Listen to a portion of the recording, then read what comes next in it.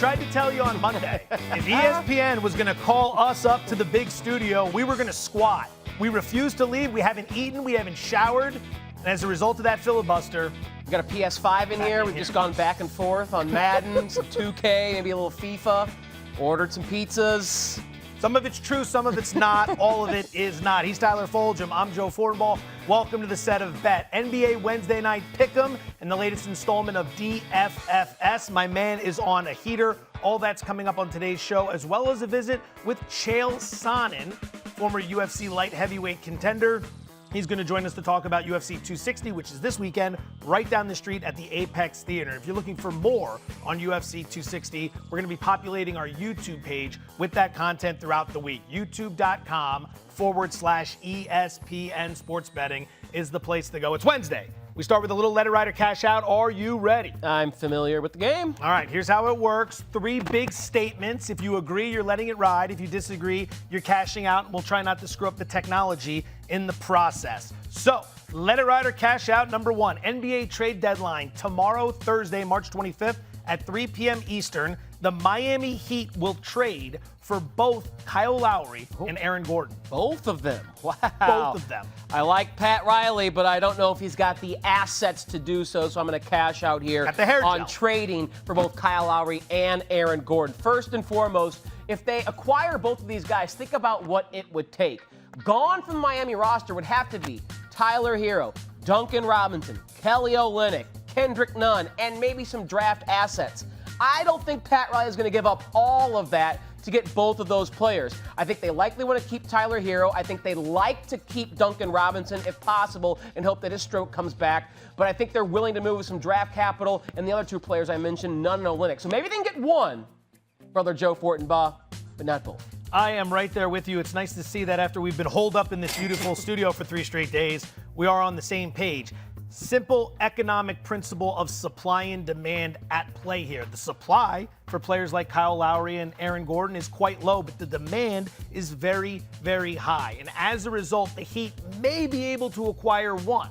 Right? They may be able to acquire one, but how are they going to get the other? Are they going to have the assets to get the other? Remember, when it comes to Kyle Lowry, Philadelphia is very interested in acquiring his services. He did play at Villanova, right down the street from where the Sixers play on the main line. James Harden was already traded. There aren't a lot of options out there for teams to make a move. So if it's going to happen, these are your key guys. You're a Philadelphia 76ers fan, if I remember correctly. Yeah. How would you feel if Kyle Lowry joined that roster about their potential to hang with the Nets in the East and or win an NBA championship? I like it. I like where they're moving this season. They are a better team this year than they've been in years past. He is a champion. That's the thing with Lowry. He's a champion. No one else on that team's a champion. Maybe some guy further down the roster, but the key players Danny Green on that team are not champions.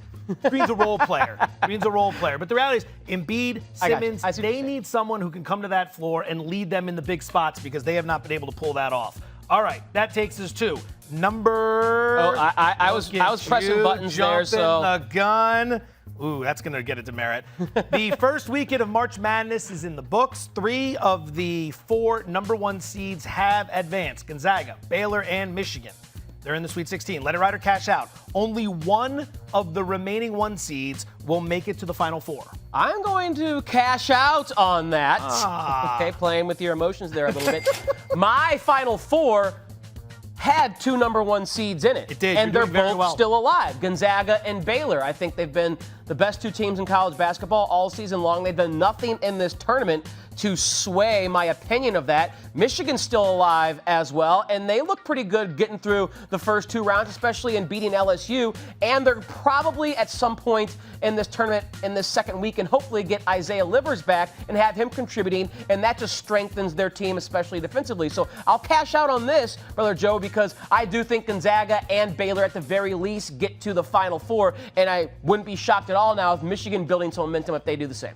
Yep, classic mind meld here, right there with you. Gonzaga has been the freight train we were promised in the tournament. They are a 13.5-point favorite over Creighton in the Sweet 16. So if they not cover, if they just win that game, they're 1 game away. That puts them in fantastic shape. Odds-wise, I like it. The post-COVID layoff narrative that we've been using for Baylor, done.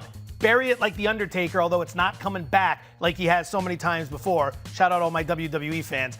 They can play. We saw it in the first half of Wisconsin, and then every time the Badgers tried to get back in that game, Baylor stifled them. Defensively, offensively, so many weapons, especially the guys coming off the bench. Then it comes to Michigan. They deserve some love.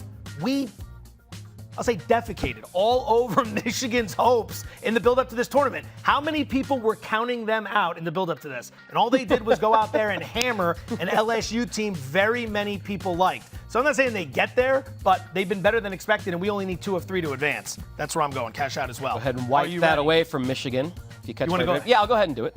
Since I already did it the last time. I just saw it sitting. It was awkward for you. I thought to maybe try and reach over, so I was going to try and help you out there during your How I feel about duties. you. How I feel about you. Thank you so much. That is a good real friend sweetheart and a good real co-host. mint you are. All right, letter writer cash out number 3, UFC 260 from the Apex facility right down the street in Las Vegas this Saturday night on ESPN Plus, featuring a main event rematch from 2018 between Stipe Miocic and Francis Ngannou. That fight went the distance with Miocic winning by unanimous decision. Let it ride or cash out. Miocic and Ngannou will not go the distance this time around. Okay, that's enough of that. Let it ride. That's what I'm going to do there. These are 2 absolute units, especially Ngannou. And when you have a heavyweight fight with 2 men with this much power, that I just have to think let it ride is the smart play here, because all it takes is 1. Likely from Ngannou because of his power, but it's not like Stipe can't knock your you-know-what out with his size, his power as well. So when 2 guys of this size are going at it, and it is a fight, this is a 5-round championship fight? 5 round. 5-round championship fight. So one of them might run out of gas, or one of them might just get knocked on their derriere and get counted out, TKO or KO. So I'm going to let it ride here because these guys are just too big, too strong. Look at this. 3 for 3, buddy. I'm right there with you. Here are your odds for this fight to go the distance. Yes is plus 275. No is minus 400. There you go. So we're obviously taking an easy position here. If we don't have to worry about the odds, not going the distance would be the side you want to be on. When these 2 got together 3 years ago, Ngannou was a different fighter. Miocic used his takedown ability, his superior wrestling, took him to the ground, rode him out, ran him out of gas, and the fight ended up going 5 rounds. Now, that could very much happen again, but do you really think Francis Ngannou, after knocking out 4 straight opponents in the first round, in very quick fashion, is going to get another shot at Miocic and go into that fight and not have improved his takedown defense? That had to be priority 1 coming into this fight. And like you said, all right, they're going to stand and trade. Stipe can knock you out too. I don't see this one going the distance. No, I'm with you on that. Especially since it's 5 rounds. If it was 3 rounds, maybe they could, stay if it won the championship bout. If it was 3 rounds, but 5 rounds, that's too much. I've been dreading this moment. Chael Sonnen, not dreading him, love him. He's coming up in a few minutes. We're going to have him break down that main event. But that leads us to our Wednesday installment of DFFS, now known as the Daily Fulghum Fortenbaugh Showdown, where every Wednesday we go head-to-head. Had a little bit of a lead on Tyler. He has come storming back to win 2 in a row. We're knotted up at 4 This is, basketball, as they say, is a game of runs. And DFFS has been nothing but runs. I won the first 2. You won 4 in a row. 4 straight. Now I've won 2, and here we are knotted up at 4 apiece. I am ice cold. You are red hot. Your lineup is first. The floor is yours. I will make no snarky comments. I will sit here and I will admire. That's it. I will just admire. There's 2 games I'm pretty much targeting with my lineup here. It's Sacramento, Atlanta.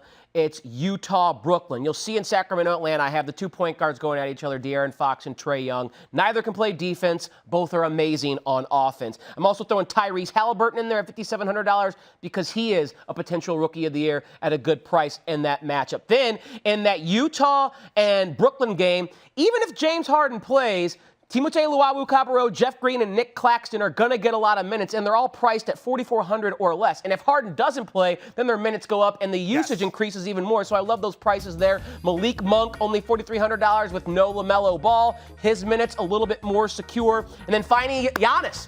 I'm going to spend the money on Giannis because I think he's going to play this matchup against Boston. And the only other time they saw each other this year, Giannis went for 35 real-life points. The line is certainly moving that way. Yeah. It opened like 4.5 last night. It's now up to 6, so you would have to assume that Giannis is going to be playing. I like the matchup. I hate to spoil this, but we have a lot of the same guys. Really? We're thinking the same on a few. Let's go ahead and drop the big bomb that is the Fortenbaugh lineup for this Wednesday. Malik Monk, obviously great minds think alike. Tyrese Halliburton Trae Young is one of the big pieces here. So it's 5-on-5. We're playing 5-on-5 DFS. I wanted Terry Rozier. I'm targeting that Houston team. Congratulations on breaking the 20-game winning streak. I'm sure there was a parade, given how sports have played out.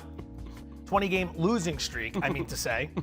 I'm sure there was a parade, plenty of celebration and all that good stuff in Houston. But tonight, Charlotte, despite the loss of LaMelo Ball, gives more minutes and more opportunity to guys like Monk and Rozier. Kyle Anderson, the price was too good to pass up. And as you work your way through, Kawhi Leonard. So I found myself in a situation where I had everything where I needed, and then there was about $9,000 left to spend. So Kawhi Leonard against the Spurs. Not thrilled with Kawhi Leonard against the Spurs because the Spurs can drag down the tempo a little bit, but LA needs to pick it up here, so I'm going to go with Kawhi. What are you thinking? Fair enough. All right, there we go. Good luck to you, my friend. Shake this thing off. 4-4 after 8. NBA Wednesday night pick'em. Let's get to work. First game out of the shoot. We just talked about it. The Milwaukee Bucks laying 6, total of 230 against the Boston Celtics. Originally, I was going to lay the 4.5 that this was last night on the Milwaukee Bucks, but it's creeping up now to 6, and even though Boston probably doesn't deserve it, I'm going to give them respect. I'll instead play the total. 230, I think, is a little bit too low for this matchup, especially because of the way Milwaukee is playing offensively. This season, we know they've been a juggernaut. They're second in the NBA, tied with the LA Clippers in offensive rating. They're third in the NBA in pace. Boy, that's just a good that's good arithmetic for a lot of points, is it not? And Boston, we think of as a good defensive team because of Brad Stevens, but check the standings there, and they're 22nd in the NBA in defensive rating. So I fully expect Milwaukee to score 120 points in this game, something they've done, Brother Joe Fortenbaugh, in 7 of their last 11. And I do expect Giannis to be on the floor because this line is creeping up, because he practiced on Tuesday despite an official questionable tag for this matchup. I think Milwaukee wins the game. I think they get to 120 points. Team total's 117.5, if you're so inclined to play that instead of the total. I think Boston will bring enough because Jaylen Brown's playing good, Jason Tatum's there, Kemba Walker's healthy, everyone's there except for Tristan Thompson, who, oh, by the way, limits their interior defense when he is out, only helping the total and or team total for the Milwaukee Bucks. So that's why I'm going to that side, or that play, rather, the amount of points scored in this game, specifically on Milwaukee's side, rather than the 6, just a little bit too high for me. 2 bets. I like Milwaukee in the first half. Nobody scores more first half points than the Milwaukee Bucks, and nobody beats their opponents in the first half by more than the Milwaukee Bucks as well. But the key here is I am going to lay the 6 with the Bucks in this game. Boston doesn't beat anybody good. That's what I've noticed. Like when they win games, they're not beating anyone good. Look at their last 5 wins. Orlando stinks. Houston stinks. Toronto stinks. Washington stinks. The Clippers, oh wait, no, there was no Kawhi Leonard in that game. That's it. Those are the last 5 wins. Other than that, they play good teams and they lose those games.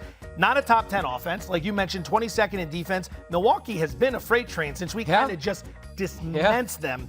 12 of 13 they've won, and they've won them by an average of a 12 points per game. Milwaukee 8th in D rating. I'm going to lay it with the Bucks. I also like them in the first half. Freight train in the first half. Game number 2, Phoenix Suns laying 10.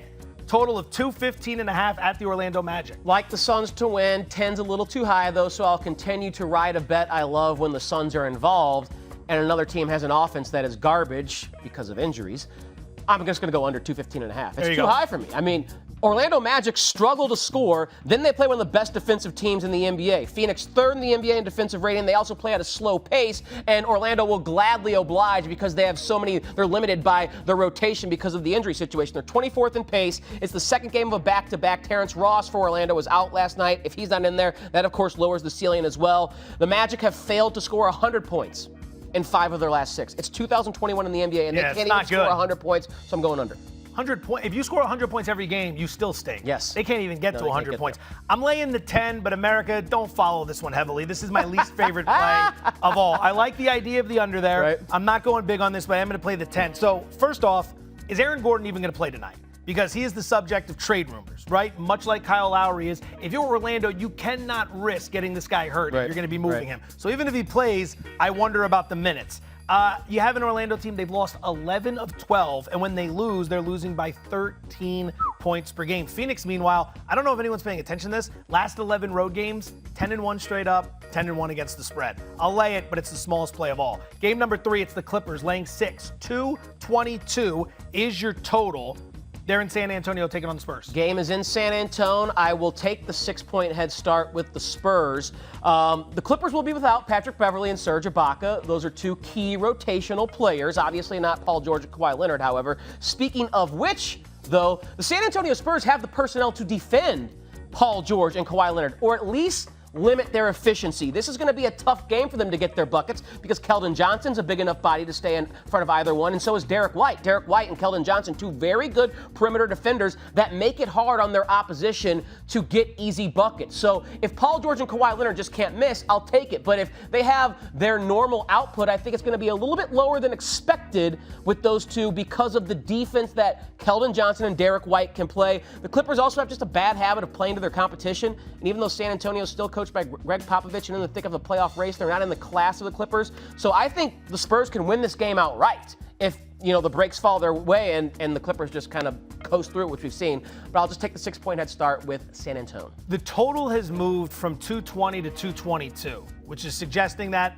obviously over money is coming in. I'm playing the under here. I'll gladly take the additional 2 points since this came out last night into this morning. San Antonio has a good defense, but a very lousy offense. They're 22nd in scoring. The key to this entire bet is Serge Ibaka, though, right? The Clippers ranked 26th in pace, so they're not exactly flying up and down the court. But since Serge Ibaka got hurt, the Clippers are the slowest paced team in the NBA. Because of those adjustments they've made, they've slowed it down even further from where they were. So you throw their defense in there, the Spur defense in there, the Spur offense, which struggles, and then this pace, I'll gladly play under 222. Final game. The Utah Jazz are laying 10.5. The total is 230. They're taking on the Brooklyn Nets. This was supposed to be a big one, but the line keeps creeping up. Where are you going? I'm going to, if James Harden plays, take the 10.5 points in my back pocket. Now, there's rumors that he might rest. Got a sore neck. Played 40-plus minutes last night. A win against Portland without Durant and without Kyrie Irving. Playing against with CJ McCollum, no Yusuf Nurkic, but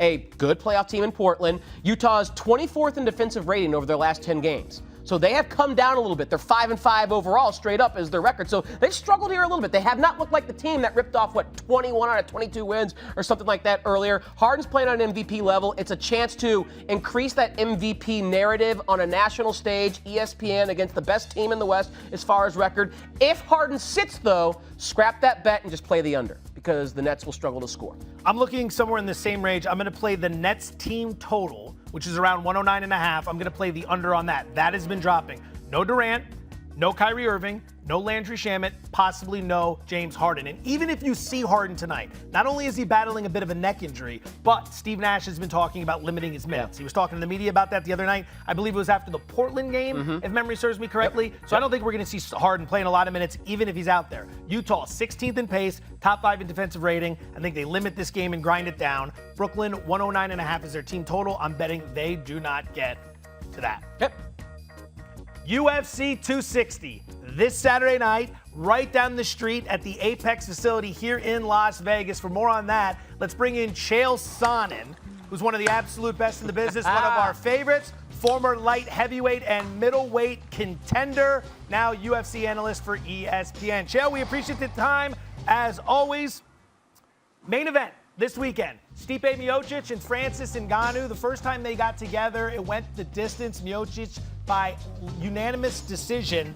I'm wondering, do you see him using the same strategy this weekend against Francis Ngannou, who has been red hot? The definition of insanity is to do the same thing over again and expect a different result. Guys, it's the same athletes in the same amount of rounds in the same weight class for the same championship. Excuse me. Miocic is a 3-1 underdog over a guy that he stomped for 25 straight minutes. Come on, man, this is ridiculous. This is a great bet, but take the champ. All right, you speak of the favorite here, and Joe mentioned it earlier how Ngannou's just been obliterating the competition since that first fight with Miocic. Chael, he has beaten Curtis Blades, Cain Velasquez, Junior Dos Santos, and I'm going to say this with irrational confidence, Jairzinho Rosenstrike in a combined 162 seconds. So a little more than 2 minutes to take out those 4 fights. Was I right on Rosenstrike's name? Did I pronounce that right, by the way? That was brilliant. That was brilliant. You're a genius. You nailed it. But look, I got to tell you, we will see athletes that become victims of their own success. Let me explain. It doesn't matter if it's Mike Tyson or, to use this sport, Ronda Rousey. When you get used to getting people out of there in not only less than a round, but in less than a minute, and all of a sudden you find yourself in a fight that's harder than you thought it was going to be, things unravel very quickly. The fact that Ngannou is knocking opponents out and having only 127 seconds worth of experience is a bad thing. Stipe is going to get him to the second and the third and the fourth round. Stipe's not falling down inside of the first 5. Francis is going to look around and go, I don't have any experience in this. I'm not used to still being out here. We've seen this happen to athletes time and time again. That success, those quick fights, come back to be a negative. All right, so let's dive into that a little bit further, right? So it's 4 straight fights for Ngannou. He's been impressing everyone with the quick knockouts, but you're saying that Miocic is going to have the advantage if this gets to the championship rounds. Am I hearing that correctly? Oh, most definitely. I mean, Stipe's just been there and done that. Look, here's what you have to understand. And if you're betting that Francis is just going to catch the champ and knock him out, okay, great. We're all done talking here. But if you're looking at any other way feasible to win, a decision, a ground and pound TKO, a submission from your back. Come on, this just isn't what Francis does. So you're telling me he's got to knock Stipe out, and he's got to do it with a left or right hand. He's not a guy that's going to threaten you with the elbows, with the knees, with the kicks. He's no threat there. You don't think the best fighter of all time, Stipe Miocic, could watch for a left and right hand? Come on, man, this isn't rocket science. All right, Chael, it sounds like you've kind of laid it out here for us, but the final question we want to give to you for this UFC 260 main event is who wins and how. It sounds like you're on Miocic as a slight underdog. Paint the picture of how this all happens, how he retains that belt. Stipe's going to push the pace. He's going to get right in there. He's going to get his hands on Francis. It's going to be rinse and repeat. And Francis is going to be looking back thinking, for the last 3 years, why did I keep hitting mitts instead of grabbing a wrestling partner, since this is the only thing I've ever had an obstacle with? When they're done with this fight, it's not going to be and still Stipe. It's going to be again Stipe. Chael Sonnen, former middleweight, light heavyweight contender, ESPN MMA analyst, kind enough to join us here on Bet. Chael, we appreciate the time. Thank you so much. Gentlemen, thank you. All right, par 3, little something we do every Wednesday to talk some golf, although there's a twist this week. Tournament's already underway. Yeah, it is. WGC Dell Match Play. The event started today at the Austin Country Club in Austin, Texas. Interesting setup here. You have 16 4-man pods. Right. And those 4-man pods will all play each other. And then whoever does the best of the group advances to the Sweet 16, and it's a bracket the rest of the way out. So, based on what we've seen so far and the live odds that are out there, who are some of the golfers you like? Okay, so I was just looking at players to win outright. This is one of the most unique stops on tour because it's the last stop before we get to the Masters for a lot of players. It's a match play event that we don't often see to mimic, since we're in March and March Madness, the 64, now 68 team tournament in college basketball. So I was just trying to find three players that I thought could win this, where there's high variance. You know, you can be the 50th ranked golfer and win just because you have a strong week, so to speak. Sure. You're going to see more variance in this type of matchup. So Louis Oosthuizen is one guy I'm looking at 40-1. Because he's one of the rare people in this event that has a track record of success over the last 5 years. Yeah. Normally, it's like one guy wins the next year and gets bounced in the first round the next year. We've already seen some of the top kind of seeds get bounced already, or at least lose in the first round this year. But Oosthuizen at 40-1 to win outright. I like that, although not a good start. He lost his opening round matchup 2-1 to the defending champ, Kevin Kisner. Got some work to make up. Second name, a guy I've been riding recently who's been really, really good, usually plays on the European Tour, but has been over here in America for a while, getting ready for the Masters, Christian Bezuidenhout. Okay, he was 60-1. What's with you and all the tricky last names today? Just, again, irrational confidence for this Wednesday show trying to pronounce these names. Bezuidenhout, 60-1 for the outright win, halved his round 1 matchup with another guy who's, a high priced if you're playing daily fantasy or has short odds relative to the field, Joaquin Niemann. So right now, Bezuidenhout in a better spot than Louis Oosthuizen with a halve against Niemann in round 1. Then Max Homa. Max Homa's been in good form outside of his last event, 70-1 to win outright. So a great return on investment there for someone who, again, at this particular course, you don't need to be a bomber. You need to be someone who just avoids bogeys, gets birdies, and can grind a little bit. And I see Homa as that type of golfer. He is on the course right now, and last I checked, he was 1 down on the 12th hole, so still plenty of time for him, the last third of the golf course, to try and make it up. I forgot his competitor was in this group in round 1, but 70-1, Max Homa, who has been in good form recently. I like that bet. All right, I got 2 for you. I'm going to start with Scotty Scheffler, who's 28-1. Now, he comes into this event in interesting form. He's missed the cut in 3 of his last 6 events, which would be somewhat troublesome, if not for the other 3 events where he finished 5th, 7th, and 20th. So when he's on, he's on. And guess what? Today, he just so happened to beat Jason Day 2-up in his first of the match. So he's in great shape as of right now, 28-1. And if there was any concern about his recent form, I think he answered that today out on the course. Number 2, I will always have a little bit of money on him in every match play event that he participates in. 33-1, Ian Poulter. Ian Poulter. After what he's today. A Ryder Cup killer, and he annihilated Rory McIlroy today, 6-5. Now, part of that's probably Rory's struggles. Rory struggled. But Ian took advantage of everything out there that he could. He won this event in 2010, tied for 5th in this event in 2018. So he's had some success. He's great in the format. He's looking good as of right now. Price is 33-1. I cannot pass it up. It's Wednesday, and we always like to close the show with a little segment called Before I Let You Go. One final bet from anywhere in the betting world. You can lead us off. What do you like?